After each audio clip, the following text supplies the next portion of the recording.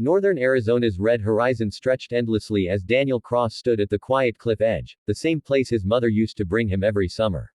Her absence felt heavier than the rocks beneath his feet. Whispering, "Goodbye, Mom," felt like tearing open a wound he wasn't ready to face, yet he forced the words out, hoping the canyon winds would carry them somewhere peaceful.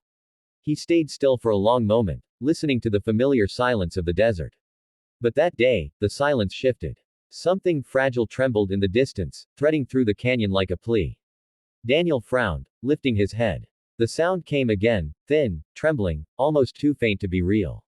It wasn't a coyote's cry, nor the whistle of wind slipping between stone walls. It was human. A child. His heartbeat picked up, instinct pulling him forward as he followed the echo deeper into the canyon. The path grew narrow, the rocks looser beneath his boots, but the sound tugged him onward. He moved faster, breath aching his chest, until he rounded a cluster of boulders and finally saw the source. Half buried beneath a fallen juniper branch lay a small Apache boy, no older than 6, his tiny body trembling from cold and exhaustion. His clothes were ripped, his lips cracked, and his eyes half open as if fighting against sleep he couldn't afford. Daniel dropped to his knees, carefully brushing away branches and dirt. The boy flinched at first, too weak to fight, too frightened to speak. Daniel whispered calming words, though he wasn't sure the child understood. He lifted him gently and felt how frighteningly light he was. The boy's skin was cold against Daniel's chest as he wrapped him in his jacket. He didn't waste a second. His cabin was nearly a mile from the canyon opening, but Daniel moved with urgency, carrying the child like a fragile ember he refused to let go out. As he climbed the rocky path, the boy's breathing hitched in shallow, uneven gasps. Daniel's legs burned from the effort, yet he didn't stop. His only thought was getting the boy warm, fed, and safe before his condition worsened. Inside the cabin, Daniel placed the child on the sofa near the fireplace and hurried to light a fire. The warmth grew slowly, flickering across the boy's face. Daniel grabbed blankets, warm water, and the simplest foods he had, broth and soft bread. He fed the child small spoonfuls, careful not to overwhelm his weak stomach. The boy's hands trembled as he held the cup Daniel guided toward him. He didn't speak a word, but his eyes, dark and frightened, followed Daniel everywhere he moved. That first night, Daniel barely slept. He sat in the rocking chair near the sofa, watching the boy's breathing rise and fall, making sure every breath came easier than the last. Memories of his mother filled his mind, her gentle patience, her insistence on helping anyone in need. Maybe it was her voice he had heard in his heart when he found the child. Maybe this was her final message, to keep giving, even when you feel empty. Daniel didn't know, but caring for the boy felt strangely grounding, as if healing began with helping someone else. By the next morning, the boy could sit up on his own. He still hadn't spoken, but his eyes were softer now, less frightened. Daniel prepared breakfast, oatmeal with honey, and offered it to him with a smile. The child hesitated, then reached out with small, unsteady hands. After eating, he curled up near the fire, clutching the blanket tightly around himself. Daniel tried gentle conversation, saying his own name slowly, hoping the boy might respond. But the child only watched him quietly, the kind of silence that held both fear and trust. Over the next 4 days, the routine settled into something steady.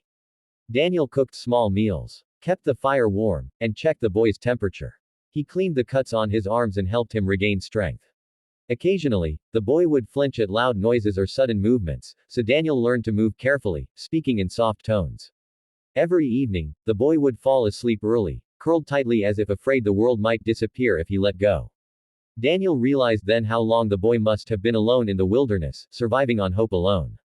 By the 4th day, the boy finally whispered a word, so faint Daniel almost missed it. Hunley. Daniel realized it was his name. Hearing it made something inside him warm, a small spark of connection that felt like a miracle. That morning, the boy looked healthier, color returning to Hyson the 4th morning. As the first hint of pink touched the sky, Daniel was stirring a pot of warm broth when he heard something unusual, soft footsteps on the wooden porch. His cabin was miles from any main road, and visitors never came unannounced. He wiped his hands on a towel, heart thumping. For a moment he wondered if it might be an animal, but the rhythm of the steps was unmistakably human. When he opened the door, the cold morning light fell on 3 Apache women standing silently, wrapped in traditional shawls. Their expressions told a story before any words were spoken. Exhaustion lined their faces, eyes red from sleepless nights, clothes dusty from travel, and shoulders heavy with fear that had followed them for days. But beneath the exhaustion, Daniel saw something else: hope. Fragile, trembling, but alive. The oldest woman stepped forward, her hands clasped tightly. For a moment she seemed unable to speak, overwhelmed by emotion. Then in a soft, shaking voice she whispered, "Our child, you kept him alive." Her words were more breath than sound, yet they carried weight enough to fill the air. Daniel stepped aside and gestured for them to enter. Inside, the boy, still wrapped in blankets, looked up with wide, startled eyes. The moment he saw the women, his mouth trembled, and he let out a tiny cry, something between relief and disbelief. One of the women rushed to him, falling to her knees beside the sofa. She touched his face gently, as though afraid he might disappear if she pressed too firmly. The child reached out with both hands, gripping her shawl, burying his face in the familiar warmth he had feared lost forever. The oldest woman began to explain what had happened. A violent storm had swept over the White Mountain Apache Reservation, scattering families and forcing people to take shelter wherever they could. In the chaos, the boy had been swept away, carried by the rushing water and went deeper into the canyons. They had searched every hour since, through forests, riverbeds, clinics, and towns, asking anyone they met if they'd seen a small Apache child alone. Days passed, and the chances of finding him alive grew smaller, but they refused to give up. Their voices shook as they described the nights spent calling into the canyon, hoping for a cry in return. They spoke of the guilt, the unbearable weight of not knowing if he was cold, hungry, hurt, or terrified.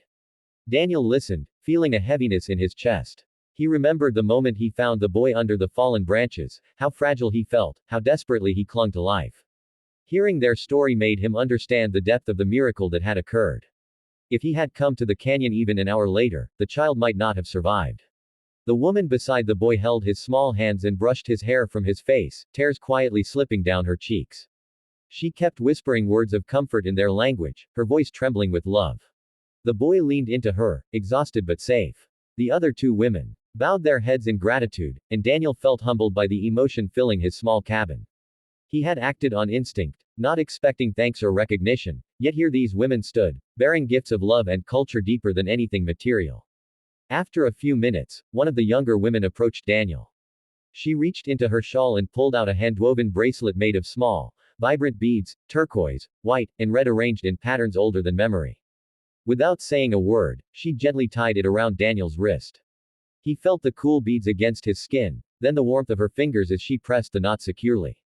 "Protection," she murmured. "And gratitude. From our family to you." Daniel swallowed hard, feeling emotion rise in his throat. The bracelet wasn't just a gift, it was a story, a blessing, a connection to generations. The gesture was more meaningful than anything Daniel had ever received. As he stared at the beads, he felt something shift inside him, a quiet realization that the world still held deep beauty, even after loss. His mother used to say that humanity was a circle of kindness, and what we give eventually finds its way back. In that moment, Daniel felt her words settle into his heart with new meaning. Maybe this was that circle coming back to him. The women stayed a little longer, making sure the child could walk and drink water. They spoke softly to him, checking for injuries Daniel might have missed. Each time they looked at Daniel, their eyes filled again with gratitude. Before leaving, the oldest woman touched his arm and said, "You saved more than one life." Daniel didn't understand at first, but she continued, "When you save a child, you save the mother's heart, the family's spirit, the tribe's future." Her words struck him deeply. He realized then that his small act had rippled far beyond his cabin walls. When the women finally stepped outside with the child, Daniel watched them walk across the clearing, the rising sun casting long shadows behind them. The boy looked back once, his small hand lifting in a wave. Something in that gesture, innocent, grateful, full of life, broke open a place inside Daniel he hadn't known was still wounded from losing his mother. As they disappeared down the trail, he stood in the doorway for a long time, the beaded bracelet resting warm against his skin, a reminder of the unexpected connection forged in the depths of the canyon. Daniel closed the door slowly and leaned against it, letting out a breath he didn't know he'd been holding. The cabin felt quieter now, but not empty. There was a new kind of peace settling in the room, soft, steady, healing. He realized something powerful that day. Sometimes, saving someone else is the very thing that saves you. He had gone into the canyon to say goodbye to his mother, believing he had nothing left to give. But fate had led him to a child who needed him at the exact moment he needed purpose. And in saving that child, Daniel found himself again.